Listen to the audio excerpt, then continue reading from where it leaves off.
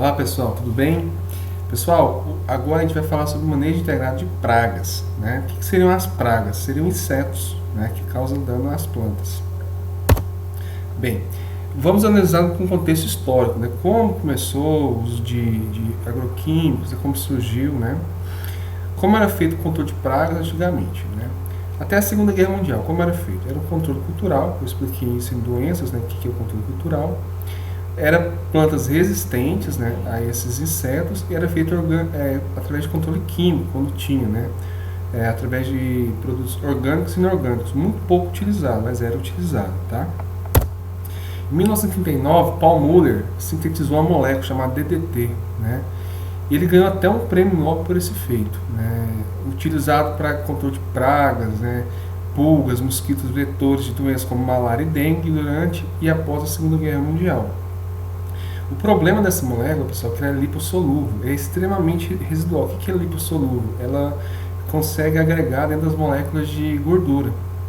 Então começaram a realizar estudos e descobrir que tinham traços disso em leite materno, gordura corporal, e essa substância é altamente cancerígena, pessoal. Então, a grande controladora de inseto praga em aumento na produção de alimentos de origem agrícola, né, começou a aumentar, né? Então, aquilo que eu expliquei, com o aumento da demanda de alimentos, pelo aumento populacional, teve aumento de áreas produzidas. Então, isso fez com que os insetos, as doenças aumentassem também. E aqui você tem uma superação populacional, que também já foi falado aqui, né? Então, o DDT foi muito usado como milagre de tudo, pessoal, tudo. Então, não se sabia até então os efeitos nocivos, né, dessa substância. Então, para tudo se utilizava, né, para matar ectoparasitas, como carrapato, pulgas, né, insetos, tanto que tem importâncias urbanas, né, com transmissão de malária, dengue, febre amarela, e até na agricultura, né. Só que o problema, de 1940 a 1965, teve um período de declínio no uso de controle de químicos e inseto-praga, né? Por quê? O ressurgimento de pragas nas culturas com maior resistência ao DDT. Então, como era feito o uso do DDT de uma forma descontrolada e desordenada, os insetos começaram a ganhar resistência, né? Então, começou a usar mais doses cavalares, né? Maior quantidade, e não estava resolvendo. Então, esses insetos, né? Eles vieram com maior resistência. Então, teve-se um aumento da pesquisa e desenvolvimento de novas moléculas para tentar controlar eles através de um método químico, né? Então essas outras moléculas foram produzidas com finalidade bélica, né, primeiramente, né? Com o fim da Segunda Guerra foram incorporadas à agricultura. Um exemplo mais clássico, pessoal, é o 2,4-T, que depois foi transformado em 2,4-D. Na Guerra do Vietnã ele era utilizado era aplicado por aviões, né, no Vietnã, porque os Vietcongs, eles escondiam nas árvores, porque eles conheciam muito bem o ambiente, então eles vinham com essa substância, que é um herbicida de folha larga, então dessecava. Então aí os militares conseguiam achar os Vietcongs e lutarem, né? Só que com o residual dessa substância, eles foram incorporando a agricultura, né? Então assim, teve um momento na agricultura muito interessante no contexto mundial, que foi a Revolução Verde, né? Que ela iniciou a partir da década de 60 do século passado, que era um pacote de produtos, insumos, máquinas, implementos para utilização no manejo da agricultura e na pecuária, né? E dentro essas novidades tinham essas moléculas, né? Como o glifosato, o 2,4-D, né? E outras, né? Então foi adquirido por vários países, principalmente no Brasil na década de 70, né? E tem um fato muito interessante para dizer para vocês, por exemplo, que no Brasil, até pouco tempo atrás, se fazia 2 erações e 2 gradagens, mas isso era feito em países que tinham um inverno rigoroso, com neve, e tinha compactação do solo, e eram feitas aqui no Brasil que não tinha necessidade. Então, assim, são série de coisas que não tinham muito interesse, outros muito interesse, até que o Brasil hoje é conhecido como o celeiro do mundo, né, produção de alimentos para o mundo. Foi graças à Revolução. E no meio da década de 70, teve o surgimento da Embrapa, enfim. Então, o controle das pragas era feito às cegas, né, por calendário de aplicação, ou seja, sem monitoramento correto. O que isso quer dizer? Às vezes nem tinha um inseto ali causando dano, a doença causando dano, era feita a aplicação, né? sem controle de dose, né? E era tabelado por calendário. Então, assim, daqui 15 dias eu vou aplicar, daí outro 15 dias eu aplico outra dose, né? Então, assim, não tinha nenhum controle, né? E sem monitoramento. Ou seja, não se via a população de insetos se teria que tomar uma decisão de ação para tomar uma decisão para controlar, tá? Então, assim, em 59, o Sistemas Integrados de Manejo de Pragas, como já disse em vários slides anteriores, Vern Stern e seus colaboradores propõem a integração do controle químico com o biológico, né? E em 62 foi lançado um livro da autora Rachel Carson, muito famoso, que é chamado Primavera Silenciosa. O que tratava esse livro? Era uma realidade que o mundo está vivendo. Pelo uso descontrolado de agroquímicos na agricultura, não tinham insetos, né? Os insetos estavam sumindo, né? Quando falo inseto, pessoal, tanto aqueles que têm interesse agronômico, que causam dano, até os que são inimigos naturais. O que são inimigos naturais? São insetos predadores de insetos que causam danos, como joaninhas, né? A tesourinha, enfim. Vários desses também estavam sumindo. E outro problema que estava tendo é que, com os DDT ainda muito propagado na época, e por esse ser lipossolúvel, ele tinha uma segregação por gerações. O que é isso? Por exemplo, se uma mãe consome um produto com DDT contaminado, amamenta o filho recebe DDT e fica alojado por ser lipossolúvel, o filho, entendeu? Então, por gerações, isso vai passando. Então, o que isso ocasionou? Tinham problemas na eclosão de ovos de aves, as cascas estavam mais frágeis, então começou a ter uma diminuição da população de aves, então uma série de peixes contaminados, e por isso o livro fala disso, do silêncio na primavera, que é sem insetos, né? E um problema também muito importante que foi ocasionado pelo uso indiscriminado dessas substâncias foi a diminuição de abelhas polinizadoras. Ou seja, as plantas, algumas plantas, principalmente as alógomas, né, que precisam de fecundação cruzada, e os insetos têm um papel importante nisso, né, que principalmente as abelhas, de polinizar, começou a diminuição de produção. Então isso foi um problema muito grande, pessoal. Para quem não sabe, plantas alógomas, né, são aquelas que fazem fecundação cruzadas. Elas têm flores, né, que tem a macho e a fêmea, e diferente das autógonas, né, que se conseguem se autofecundar, entendeu? Então vamos lá. O livro aborda a condição da realidade, como já disse, ovos pássaros com cascas frágeis, coração alterada. Essas moléculas são altamente cancerígenas a humanos e animais, né? Causam a morte de abelhas, como já disse, né? Mortes de inimigos naturais, então ocorreu um desequilíbrio no ecossistema. Em 1969, a The National Academy of Sciences dos Estados Unidos formalizou o termo que definiu os princípios do MIP, né? O que se tratava isso? Foi uma resposta da comunidade científica aos problemas gerados pelo uso inadequado de produtos químicos na agricultura, né? E teve-se uma definição, segundo Smith e seus colaboradores, em 76. É um conjunto de medidas que visa manter as pragas abaixo do nível de dano econômico, levando-se em conta critérios econômicos, ecológicos e sociais. Em 69, Smith classificaram o sistema de produção em 5 fases: o sistema de subsistência, fase da exploração, fase da crise, fase do desastre e fase do controle integrado. Que foi essas características que ele dividiu dentro da produção, né? Então, o que consistia cada uma dessas? Na fase de subsistência, a cultura com baixo nível tecnológico, baixo investimento e rendimento. Não havia programa de proteção de plantas, né, as plantas. Então é aquela coisa bem rupestre mesmo, sem tecnologia, implementos arrastados a boi, enfim, bem rudimentar, né?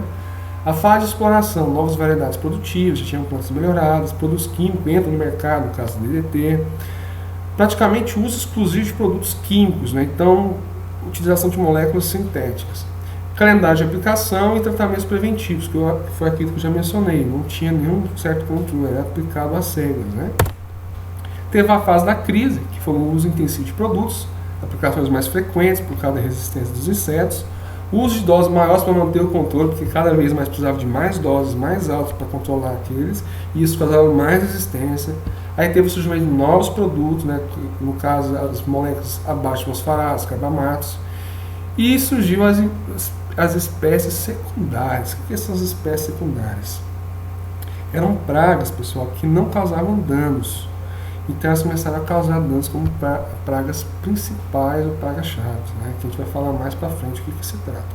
Então a fase do desastre, né, que é outra fase, que o custo de produção com o custo de controle de praga. O que isso que significa? O controle da praga era tão caro que não compensava por conta do custo de produção, ficava insustentável. Então chegou esse momento, né, na fase de desastre. Inviabilizou a exploração agrícola, né, então muitos produtores começaram a quebrar pelo alto custo com controle de insetos, aplicações repentinas e misturadas de inseticidas e não produziam os mesmos resultados. Então, se antigamente com uma dose eu controlava o inseto, às vezes com 3 vezes aquela dose já não estava controlando mais, né? Porque pelo uso massivo e descontrolado dessas substâncias.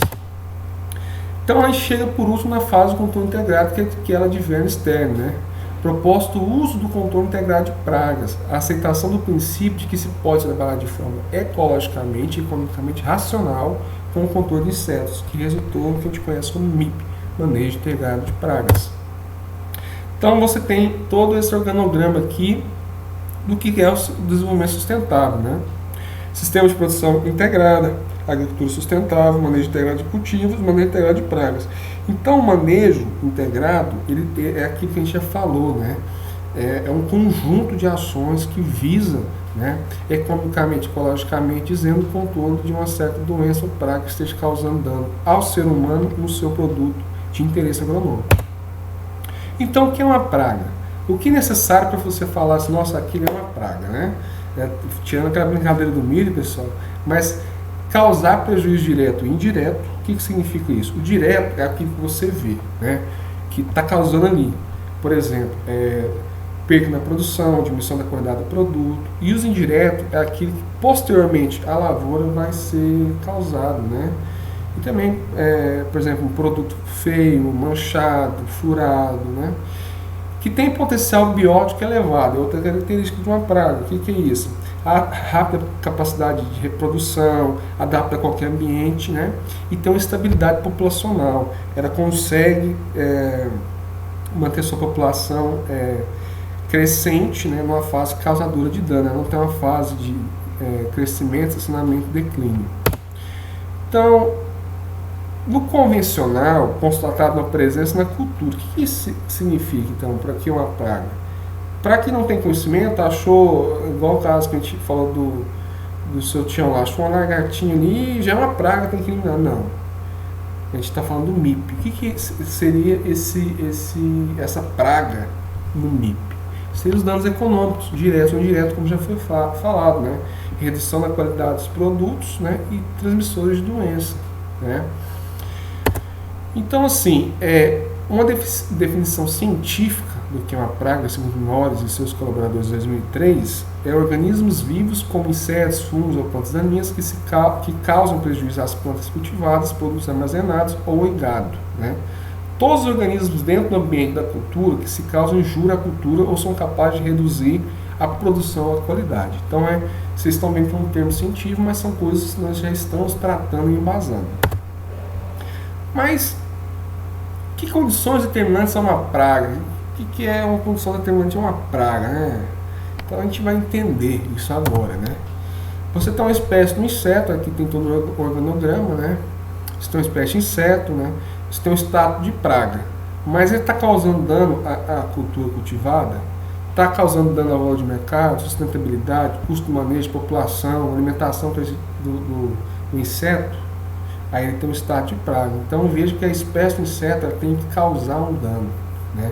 Ela tem que ter um problema causado ali na sua cultura para ser considerado um inseto praga e com aquelas características que já falava para ser considerado uma praga, né?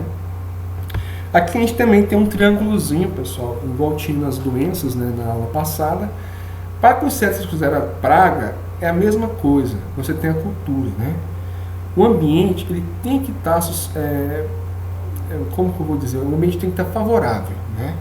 A praga tem que ter um índice populacional bacana e a cultura tem que estar susceptível.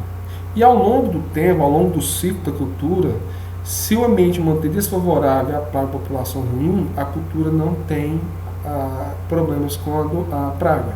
Mas se o ambiente está favorável ao longo do tempo, né, a praga tem seu ambiente proporcional, causando níveis de danos econômicos, aí você tem um problema na cultura, é a hora da tomada de decisão.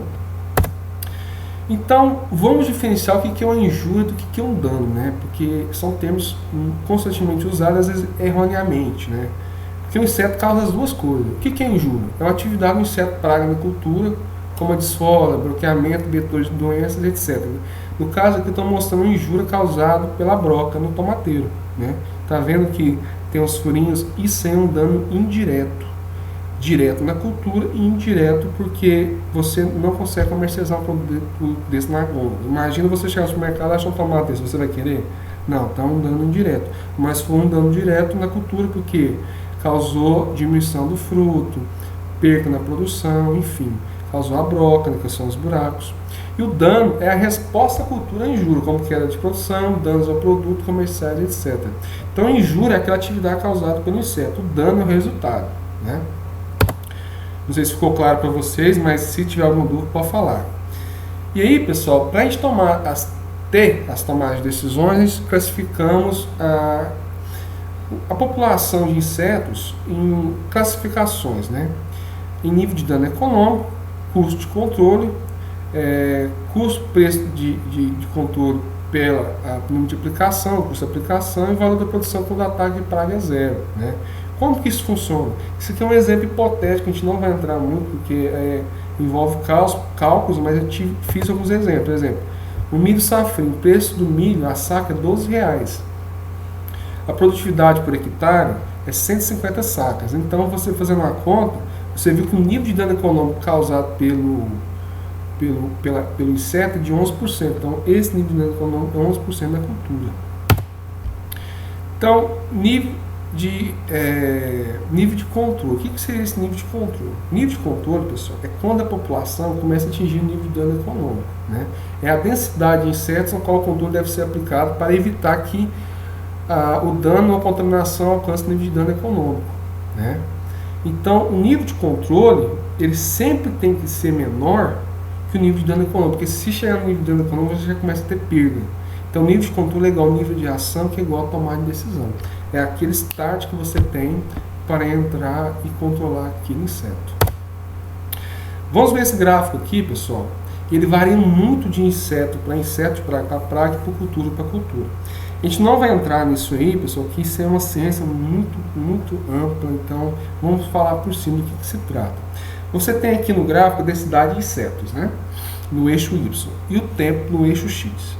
Então, com o tempo, você vê que a população de insetos, ela tende a aumentar. Chega no momento que você vê que ela atingiu através de... Como você descobre? Você faz análise, né? Existem vários tipos de análise para cada inseto, para cada cultura. Você viu que ela vai atingir, após sua análise, nível de controle. Você faz o controle. E aí, o que acontece? A população diminui. Com o tempo, ela pode acontecer dela ir de novo com o nível de controle. Aí você vai de novo, né? O que era feito antigamente era não ser feito isso aqui. Era feita aplicações sem fazer esse controle. O correto é você fazer isso, né? Porque se você não controlar, vamos notar que a população de insetos vai chegar um momento que vai dar nível de dano econômico. Aí, meu filho, aí o negócio, né? Como já dizia minha avó, a vaca foi pro brejo, né? É difícil controlar. Então, nível de ação. O que é o nível de ação? Temos um gráfico aqui para explicar também. Corresponde à densidade populacional do inimigo natural capaz de controlar a população da praga. O nível de não ação, né? Desculpe, nível de não ação, corresponde a isso. É quando a população de insetos ela está sendo controlada pela população de inimigos naturais, ou seja, estão em equilíbrio ambiental, né? Existe um ecossistema ali todo equilibrado. Nesses casos, pessoal, nunca vai entrar no nível de dano econômico e nem no nível de controle, né? Então você não precisa tomar nenhuma tomada de decisão, mas para você saber isso, você tem que ter um monitoramento constante, com a prática correta, a metodologia correta de fazer coletas para a cultura e para o inseto, tá bom? Em questão. A gente vai classificar agora a classificação dos insetos praga, né? O organismo não praga, geralmente são os inimigos naturais, pessoal. ou às vezes insetos que não causam danos, né? Ele sempre vai estar no ponto de equilíbrio. No caso aqui a gente tem a joaninha, né, que é um inimigo natural formidável. Então ela sempre vai estar abaixo do nível de controle e abaixo do nível de dano econômico, correto? Então nesse caso não tem nada que fazer, está tudo tranquilo, né?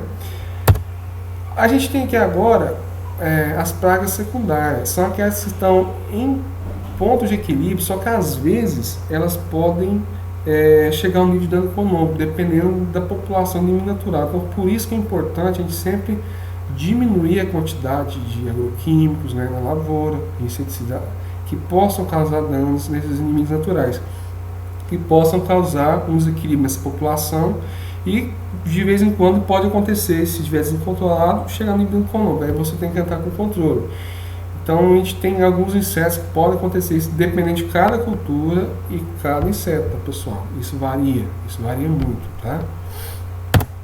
E a gente tem as pragas-chave, são aquelas frequentemente que estão atingindo o dano econômico. No caso aqui a gente tem uma imagem que eles podem fugir perda ou a largata do milho, né? Ou a largata da espiga do milho, são, né, pragas da cultura do milho, que elas estão no nível de equilíbrio, no ponto de equilíbrio, mas constantemente elas estão atingindo o nível de controle. Então você tem que ter um monitoramento correto para entrar de forma correta para controlar ela. Ah, mas está chegando perto de controle, falta uma largata, falta duas dentro daquela tabela de população, de pano batido, vou entrar? Não, pessoal. É isso que é o negócio do MIP, né? O X da questão. Você tem que ter um controle efetivo, né? Monitoramento e entender qual praga, né, está assolando a sua cultura e quais são os métodos de controle. O monitoramento é constante, tá? Temos as pragas severas, no caso do caruncho, é o melhor exemplo, né? O caruncho e deixa eu me lembrar o nome aqui, pessoal, desculpa. Caruncho. E tem outro inseto também, constantemente, são pragas severas. Que quando eles aparecem, não me recordo o nome aqui, desculpa. Que quando eles aparecem, eles sempre estão no nível de dano econômico. Sempre, assim. Então você sempre tem que controlar eles. Então nesse caso não tem como, tem que ser preventivo. Geralmente eles acontecem mais em grãos, em celeiros de grãos, né? Então você tem que fazer o expurgamento. O que é o expurgamento? São tratamentos que são feitos nas sementes para eliminar focos de ovos e insetos, porque é difícil o controle, tá, pessoal? Então é difícil você ter um ponto de equilíbrio nesse caso de inseto. Eles sempre vão estar em nível de dano econômico, tá? Então apareceu, tem que controlar ou prevenir. Então, assim, componentes do MIP, qual que são as estratégias? Você tem que ter igual nas doenças, avaliação do ecossistema, entender, né? Melhor tomar decisão, ter estratégias de manejo e táticas de controle. Bem, como funciona na prática o MIP? Avaliação do agrossistema, como foi feito. Identificação de diagnóstico da população de pragas, né? População dos inimigos naturais, estágio fenológico da cultura, porque o que acontece, pessoal? Não adianta nada você controlar Spodophyllus fugiperda, que é a largata do cartucho, quando o milho já está secando, ele não vai causar dano ali, ou se causar vai ser muito pequeno, né? Então esse estágio fenológico da cultura é o estágio que ela está. E lembrando, pessoal, que estágio é diferente de estágio, o estágio é no estado que ela está, o estágio é outra questão, tá? Condições climáticas, né? Aquela condição climática vai propiciar essa praga, então precisa se preocupar com ela. Mudou a condição climática, pode surgir tal praga nessa cultura, porque essa condição favorece a ela. Então a gente tem que ter isso em mente, né? Ter o domínio dessa informação. A primeira e mais importante etapa do MIP, né? Avaliação constante, minimização de erros. O que isso significa? Pessoal, eu já vi muito pessoas que trabalham na lavoura, né? Vai fazer a coleta de dados, que é chegar lá, cada cultura tem uma metodologia. Vou usar, por exemplo, pano batido, que é muito utilizado em soja, para ver a questão de largata, índice populacional. Você chega com um pano branco entre a linha de 1 metro, né? Bate as plantas de soja e conta quantas lagartinhas tem ali e quais espécies tem. Aí você tem uma tabela. Se chegar no número X, você controla, se não chegar, não controla. Aí chega lá e bate de qualquer jeito, não conta certo, não faz a amostragem, e isso é um erro, né? Porque às vezes você está tendo informações não reais do que você tem na lavoura. Então, o MIP é a tomada de decisão, pessoal. Amostragem. Atingiu o nível de dano econômico? Não. Então, daqui a uma certa frequência você amostra de novo. Atingiu? Controlar. Depois amostrar de novo. Então, nota, pessoal, que desde doenças até pragas, agora insetos, a amostragem é o primordial, entendeu? Porque isso vai caracterizar a tomada de decisão.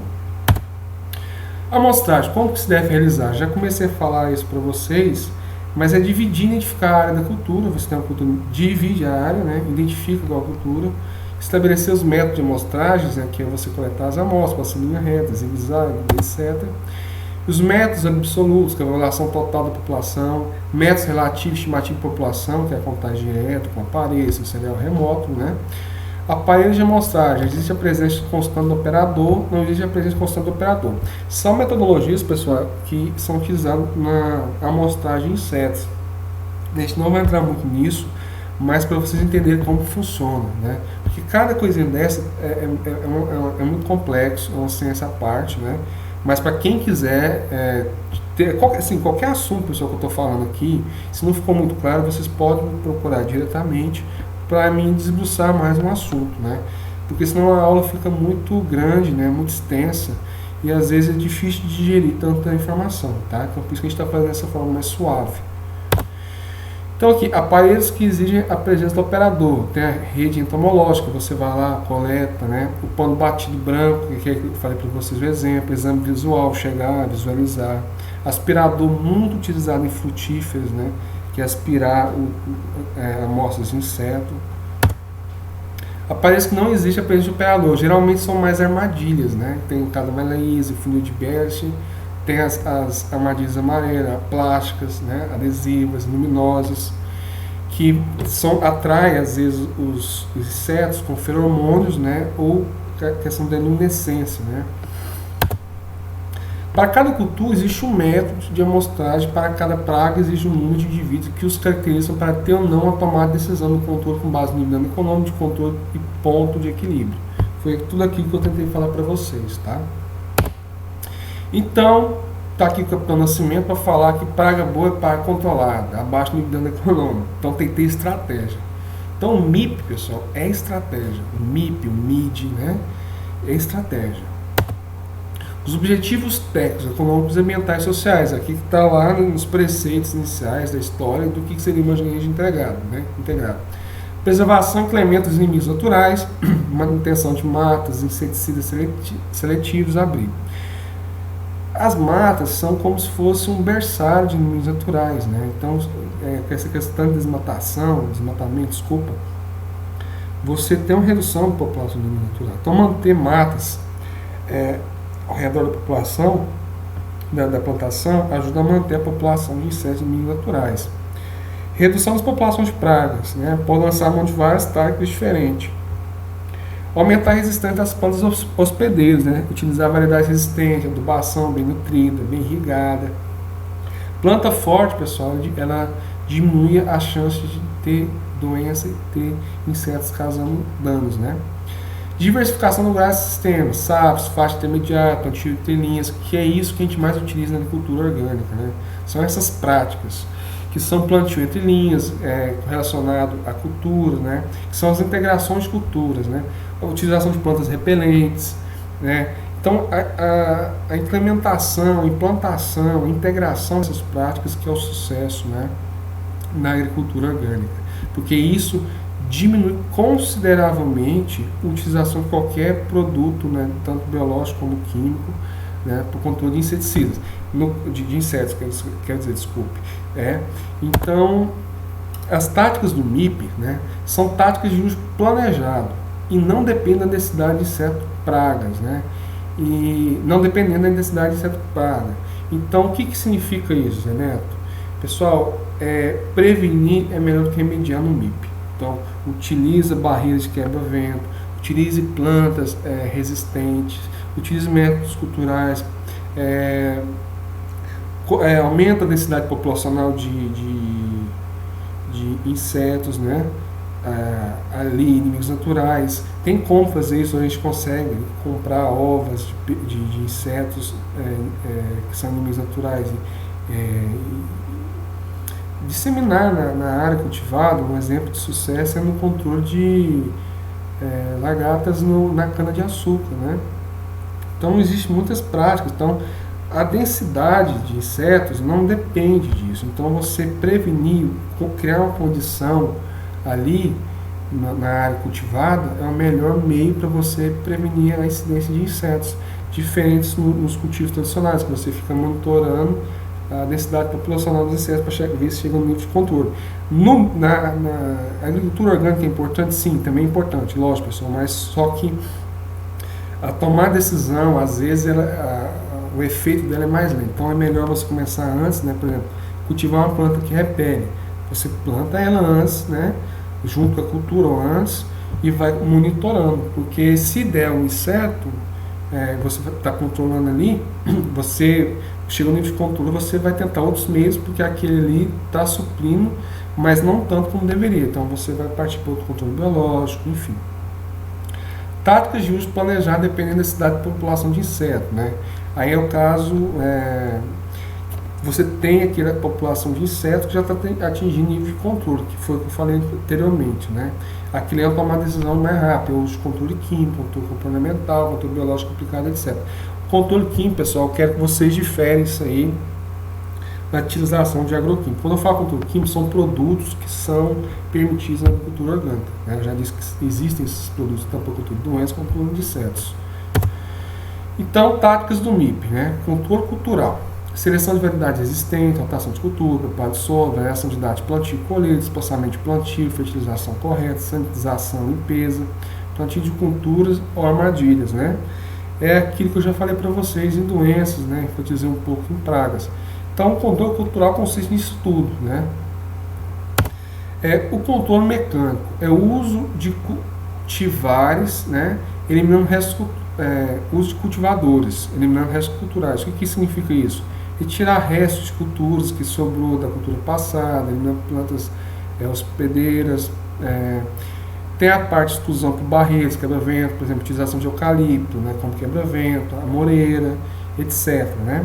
Armadilhas, máquinas de coletas que utilizam feromônios, parte de luminescência, né, que ajuda muito a controlar esses insetos, né? Tem casos de sucesso em frutíferos que você usa o feromônio para eliminar brocas, moscas da fruta e etc. Né?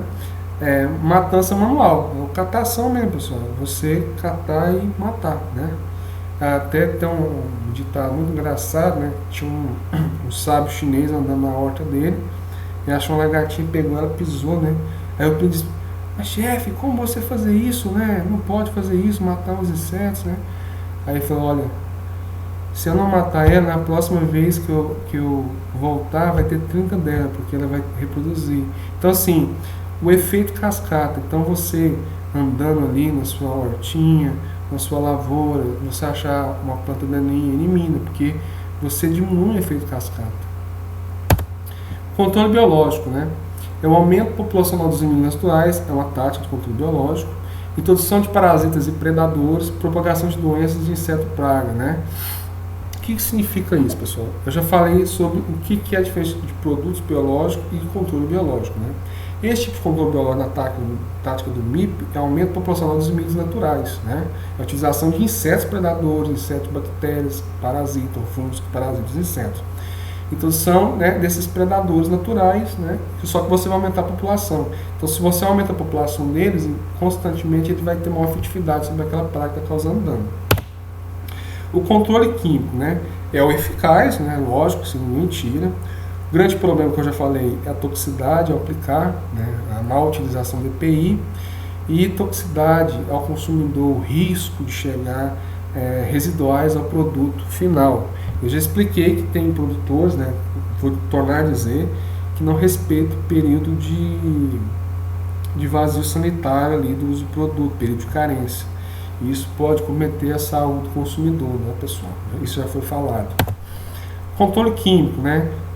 o custo dele é mais elevado, né? A questão da seletividade, né? Eles têm os não seletivos, tem os seletivos, né? Então tem que ter um monitoramento. Existe os tratamentos preventivos, né? Então, por exemplo, às vezes já aplica prevenindo percevejo, prevenindo lagarta, né? Prevenindo inseto transmissor de doença, né? Existe desde o tratamento de sementes, né? Exige uma aplicação correta, pessoal, para vocês terem uma noção, existe uma ciência que só estuda a aplicação de defensivos, né? Então, assim, questão de calibração, orientação técnica, vazão, volume de caldo, mistura, né? Qualidade de caldo, qualidade de água, né? Então, assim, essa parte. E a questão da resistência a inseticidas, né? Cada vez mais tem que aumentar as dosagens nos produtos comerciais para controlar o inseto, mesmo caso aconteceu com o DDT, né?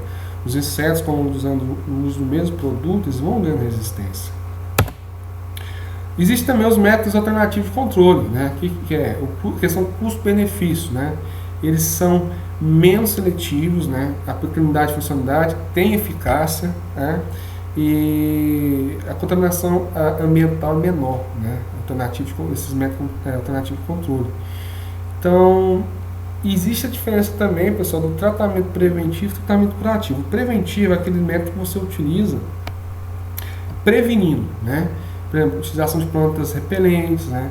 Utilização de plantas resistentes, e tem o tratamento curativo, quando a praga já está instaurada, causando problema na cultura. Você tem que tomar a decisão e entrar no nível de controle. E aí tem que ser algo mais assertivo, né? Então poderia ser um biológico, um produto agroquímico, né? Enfim. Mas assim, o MIP, o que mais se usa na agricultura orgânica, né? Pessoal, eu vou passar um pouco do que é as soluções mais utilizadas no MIP, no integrado de praga, na questão da agricultura orgânica, né? Produtos óleo de ninho, caldo de fumo, solução de sabão e óleo, micro-organismos, parasitas e toxinas de micro-organismos, que é a questão dos produtos biológicos, produtos de origem biológica, insetos predadores, são os inimigos naturais, armadilha para monitoramento de pragas, feromônios chamativos e expulsivos. Então existe essa diferença, porque alguns feromônios eles atraem para dentro da armadilha os insetos, você captura, elimina eles, e tem outros que já expulsam ele. Então, por exemplo, um feromônio que expulsa a fêmea de um determinado inseto, então você aplica ele, deixa as armadilhas perto da lavoura, então eles são repelidos, né? Práticas culturais, como rotação de culturas, plantas antagônicas, tipo consociado, são práticas utilizadas no MIP. Então vejamos, pessoal, que o MIP é muito grande, né? Eu falo que ele é simples, mas ele não é modesto, né? É o simples o entendimento, mas ele não é modesto de tão grande que ele é e tão prático que ele é, né? Então assim, pessoal, eu espero que não tenha tido dúvida, mas caso tenha, vocês podem procurar, como já disse, né? Estou em diversos mecanismos de conversa direto com vocês, grupo WhatsApp, e-mail, fórum, e qualquer coisa estamos aí. Tchau, beijo, obrigado, pessoal, até mais.